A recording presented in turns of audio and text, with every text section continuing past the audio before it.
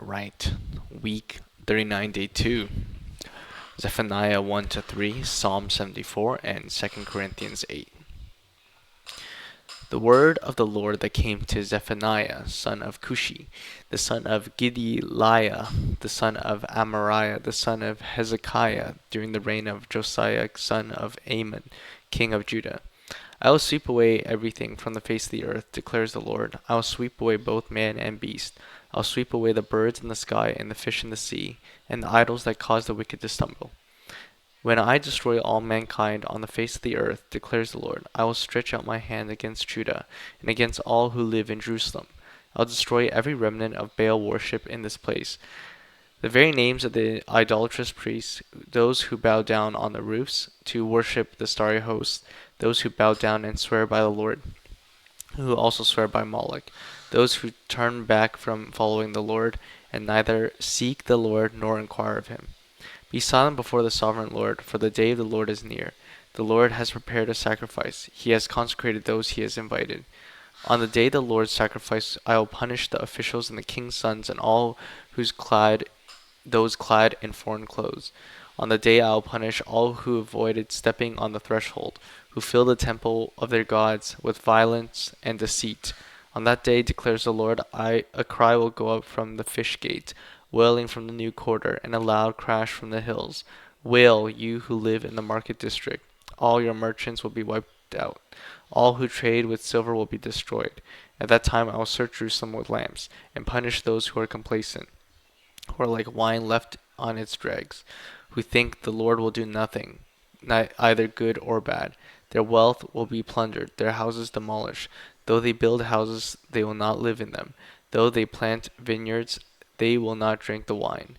The great day of the Lord is near, near and coming quickly. The cry of the day of the Lord is bitter. The mighty warrior shouts their battle cry.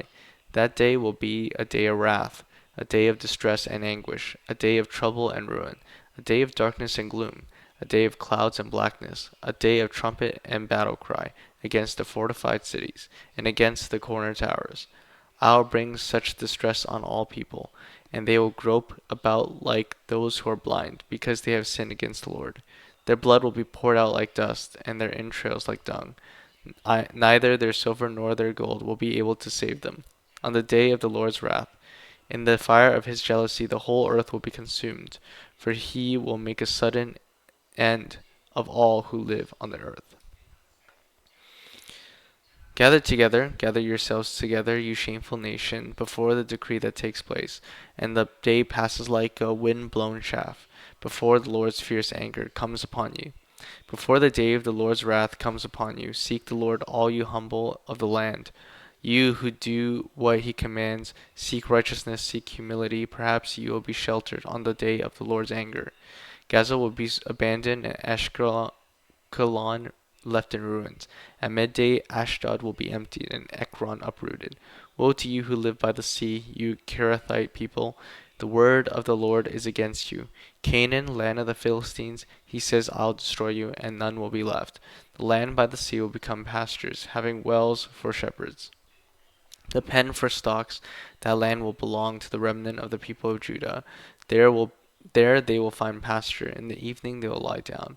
In the house of Ashkelon, the Lord their God will take care for them. He will restore their fortunes. I have heard the insults of Moab and the taunts of the Ammonites, who insulted my people and made threats against their land.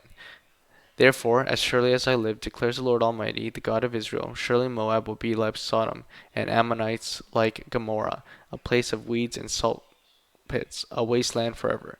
The remnant of my people will plunder them. The survivors of my nation will inherit their land. This is what they will get in return for their pride, for insulting and mocking the people of the Lord Almighty.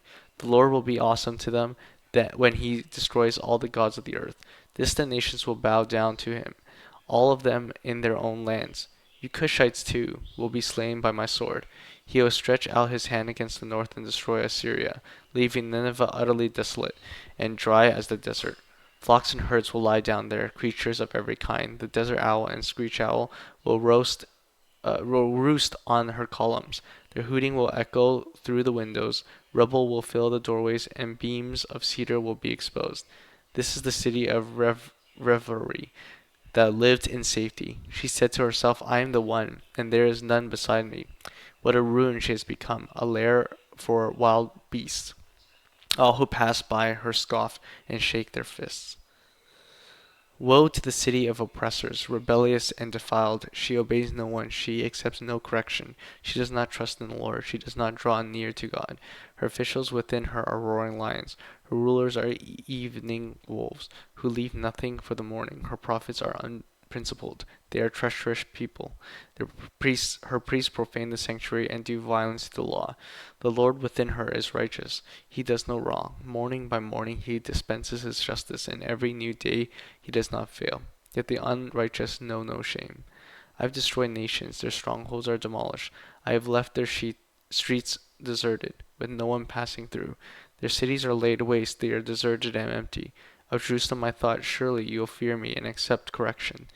Then her place of refuge will not be destroyed, nor all my punishments come upon her. But they are still eager to act corruptly in all they did. Therefore wait for me, declares the Lord, for the day I will stand up to testify. I have decided to assemble the nations, to gather the kingdoms, and to pour out my wrath on them, all my fierce anger. The whole world will be consumed by the fire of my jealous anger. Then I'll purify the lips of the people, and all of them may call on the name of the Lord, and serve him shoulder to shoulder.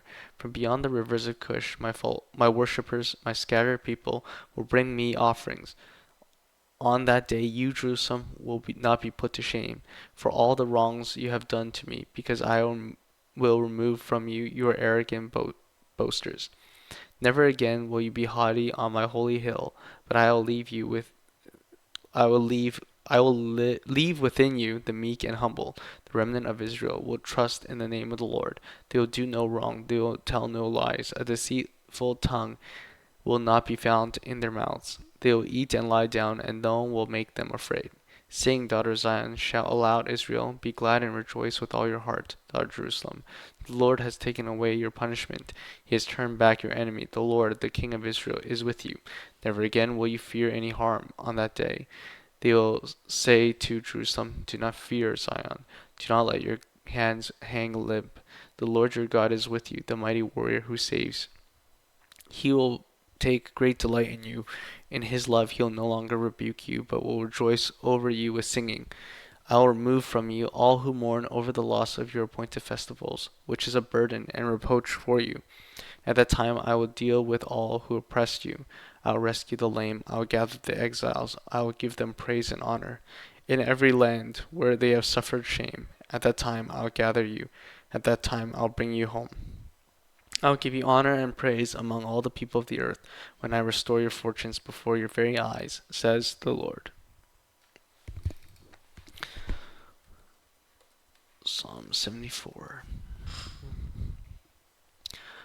O God, why have you rejected us forever? Why does your anger smolder against the sheep of your pasture? Remember the nation you purchased long ago, the people of your inheritance, whom you redeemed, Mount Zion, where you dwelt.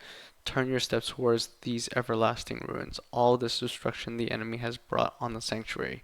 Your foes roared in the place where you met us. They set up their standards as signs. They behaved like men wielding axes. To cut through a thicket of trees, they smashed all the carved paneling with their axes and hatchets. They burned your sanctuary to the ground. They've defiled the dwelling place of your name. They said in their hearts, we will crush them completely. They burned every place where God was worshipped in the land. They have given no signs from God, no prophets are left, and none of us knows how long this will be. How long will the enemy mock you, God? Will the foe revile your name forever? Why do you hold back your right hand? Take it from the folds of your garments and destroy them. But God is my king. From long ago he brings salvation on the earth. It was you who split open the sea by your power. You broke the heads of the monsters in the waters. It was you who crushed the heads of the Leviathan and gave it as food to the creatures of the desert. It was you who opened up springs and streams, you dried up the ever-flowing rivers. The day is yours, and yours also the night. You established the sun and the moon. It was you who set all the boundaries of the earth. You made both summer and winter. Remember how the enemy has mocked you, Lord, how foolish people have reviled your name. Do not hand over the life of your dove to wild beasts. Do not forget the lives of your afflicted people forever. Have regard for your covenant, because haunts of violence fill the dark places of the land. Do not let the oppressed retreat in disgrace. May the poor and needy praise your name. Rise up, O God, and defend your cause. Remember how fools mock you all day long. Do not ignore the clamor of your adversaries, the uproar of your enemies, which rises continually.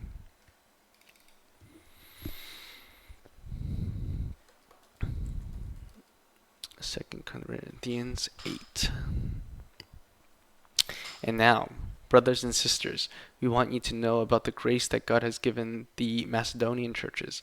In the midst of very severe trial, their overflowing joy and their extreme poverty welled up in rich generosity. For I testify that they gave as much as they were able, and even beyond their ability, entirely on their own. They urgently pleaded with us all the privilege of sharing in the service of the Lord's people, and they exceeded our expectations. They gave themselves first of all to the Lord, and then by the will of God also to us. So he urged Titus, just as he had earlier made a beginning, to bring also to completion the act of grace on your part.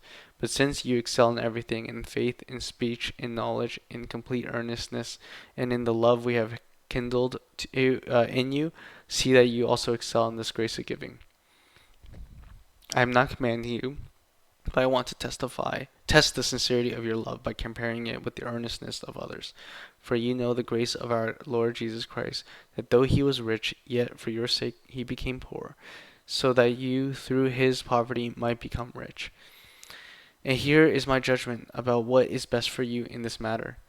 Last year, you were the first not only to give, but also to have the desire to do so. Now finish the works that your eager willingness to do it may be matched by your completion of it, according to your means. For if the willingness is there, the gift is acceptable according to what one has, not according to what one does not have. Our desire is not that others might be relieved while you are hard pressed, but that there might be equality. At the present time, your plenty will supply what they need, so that in turn their plenty will supply what you need. The goal is equality. As it is written, the one who has gathered much did not have too much, and the one who gathered little did not have too little. Thanks be to God who put into the heart of Titus the same concern I have for you. For Titus not only welcomed our appeal, but he is coming to you with much enthusiasm and on his own initiative. And we are sending along with him the brother who is praised by all the churches for his service to the gospel. What is more, he is chosen by the churches to accompany us as we carry the offering, which we administer to honor, or in order to honor the Lord himself and to show our eagerness to help. We want to avoid any criticism of the way we administer this liberal gift, for we are taking pains to do what is right, not only in the eyes of the Lord, but also in the eyes of man. In addition, we are sending with them our brother who has often proved to us in many ways that he is zealous, and now even more so because of his great confidence in you. As for Titus, he is my partner and co-worker among you. As for our brother, they are representatives of the churches and an honor to Christ. Therefore, show these men the proof of your love and the reason for our pride in you, so that the churches can see it.